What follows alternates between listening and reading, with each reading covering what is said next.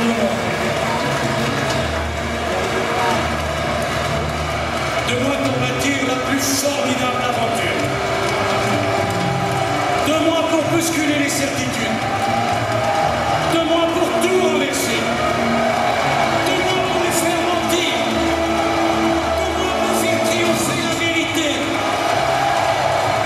De moi pour que la France que vous représentez, cette France, c'est la France de Jeanne d'Arc, c'est la France de Victor Hugo, c'est la France de De Gaulle, c'est la France de Schuman, c'est la France de Monet, c'est la France des humanistes.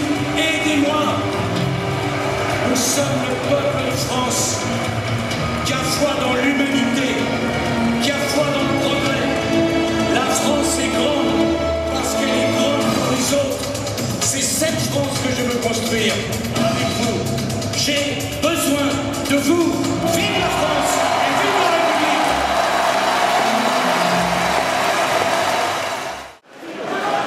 Chers amis, à Arras, une réunion publique n'a jamais attiré autant de monde. Nicolas Sarkozy l'a fait, et ce n'est pas un hasard s'il a choisi Arras pour un de ses derniers meetings avant dimanche. Nicolas Sarkozy connaît Arras, il connaît le Pas-de-Calais, il est ici chez lui. À de nombreuses reprises, il nous a fait l'honneur de sa visite. Il est venu dans notre département pour nous rencontrer. Parce qu'il est plus près de nos préoccupations, il est venu prendre le pouls régulièrement de la France et du Pas-de-Calais. Il est venu à Boulogne-sur-Mer rencontrer les pêcheurs. Il est venu à Calais. Il est venu à Noyelles-Godault dans notre passe à minier pour la reconversion du site Métal Europe.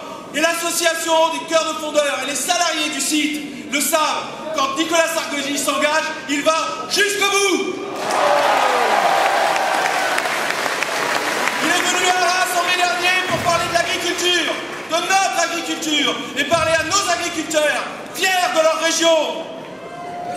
Mes amis, nous serons en tête dimanche. Ouais. Nous avons besoin d'une France forte.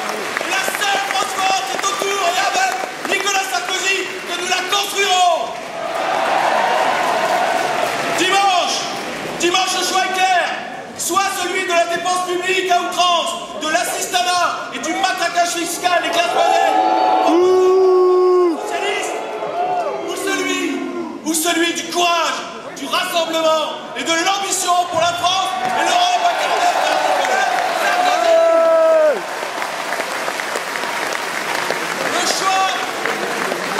Le choix est crucial pour notre France et pour l'Europe que nous voulons. Nous avons besoin d'un capitaine dans la tempête, un capitaine solide qui tiendra bon dans la tourmente et qui tiendra le cap de la route qu'il nous a tracée. Nicolas Sarkozy, c'est le président qu'il nous faut pour sortir de la crise. Notre détermination est grande. Bravo pour votre mobilisation, bravo pour votre enthousiasme. Mes chers amis, il nous reste que quelques jours, quelques heures pour convaincre autour de nous les indécis qui restent plus nombreux que jamais. Il nous faut les convaincre que le seul qui a la volonté et la capacité de poursuivre les réformes dont notre pays a absolument besoin, c'est...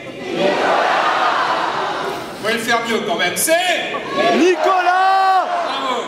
Il faut les convaincre que le seul qui peut sauvegarder la place de la France en Europe et dans le monde, c'est... Nicolas. Il faut les convaincre que dans ce département, 895 communes, le seul candidat capable de défendre la ruralité, la chasse et nos traditions, c'est... Nicolas. Il nous reste quelques jours, mes chers amis, pour convaincre ceux qui hésitent encore que ce n'est pas en cédant à la facilité que l'on sauvera notre pays.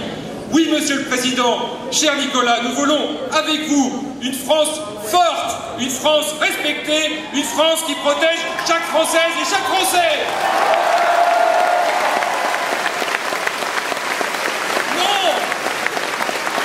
Monsieur Hollande, nous ne voulons pas d'une France laxiste qui reculera en matière de lutte contre l'insécurité et de maîtrise de l'immigration. Nous ne voulons pas d'une France faible, criblée de dettes qui demain matraquera fiscalement chaque Français. Nous ne voulons pas d'une France à l'image de nos voisins anglais, italiens, espagnols qui devra demain diminuer les retraites et les salaires sous la contrainte des marchés.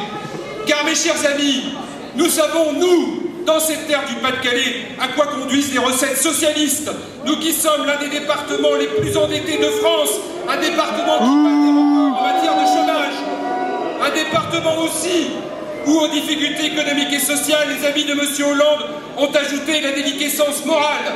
Comment ne pas citer ce soir Gérard d'Allongeville, ancien maire et notable socialiste du bassin minier, qui dénonce un rose mafia, un système de corruption, d'argent sale et de pots de vin organisé par les socialistes sur le dos d'une population qui souffre. Comment, dans ces conditions, François Hollande et ses amis osent-ils aujourd'hui nous donner des leçons de morale quand ils ont couvert les frasques des Guérini, Navarro et autres DSK? Regardez, mes chers amis, dans quel état est aujourd'hui l'un des départements les plus à gauche de France. Alors, pour que la France ne soit jamais dans l'état dans lequel les socialistes ont mis le Pas-de-Calais et dans lequel François Hollande a mis la Corrèze, pour que la France soit forte, pour que nous puissions être fiers de notre pays, un pays respecté dans le monde et attentif à chacun, chers amis, mobilisons-nous pour faire mentir le microcosme parisien qui croit tout savoir et qui a déjà décidé l'élection alors que nous n'avons pas encore voté. Mobilisons-nous en masse dimanche, car jamais une élection présidentielle n'a été aussi importante. Mobilisons-nous comme jamais pour faire gagner le Pas-de-Calais, pour faire gagner la France, pour faire gagner Nicolas Sarkozy. Ouais!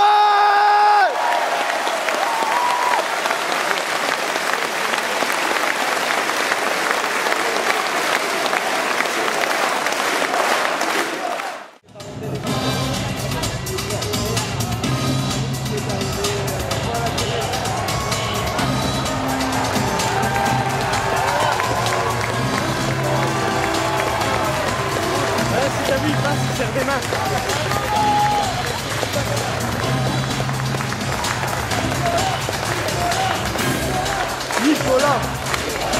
Nicolas! Nicolas! Nicolas!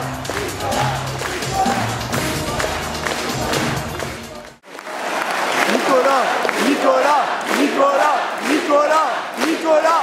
Nicolas! Nicolas!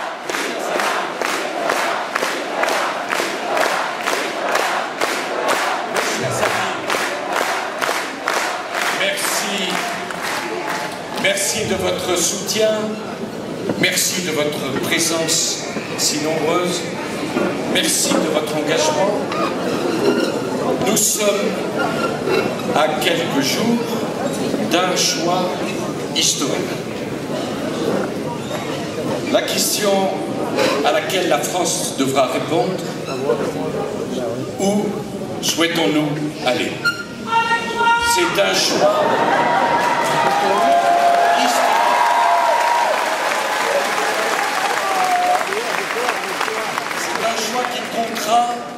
dans l'histoire de notre pays. Nous sortons d'une période de 4 années de crise d'une violence inouïe. Pendant ces 4 années, je n'ai eu d'autres préoccupations que celle de protéger les Français et de conduire la France. Imaginons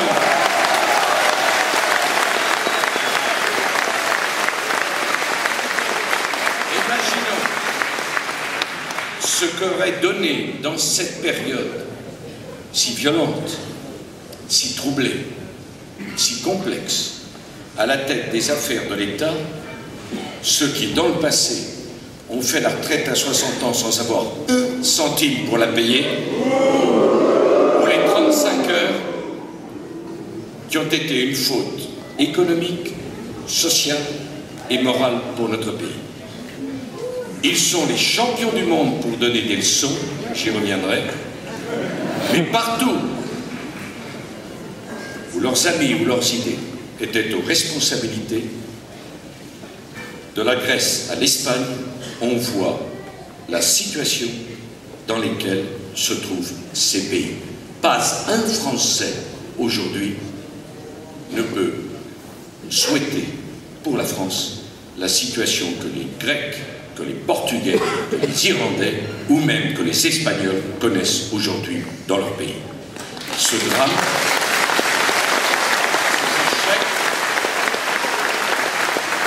nous les avons évités à la France.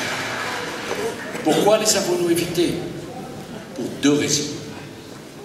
La première, c'est parce que, avec François Fillon et le gouvernement, nous avons pris les décisions qu'il fallait prendre au moment où elles devaient être prises. Même quand c'était difficile, même quand c'était complexe, même quand c'était impopulaire, il y avait des décisions à prendre. Ces décisions nous ont protégés de la catastrophe.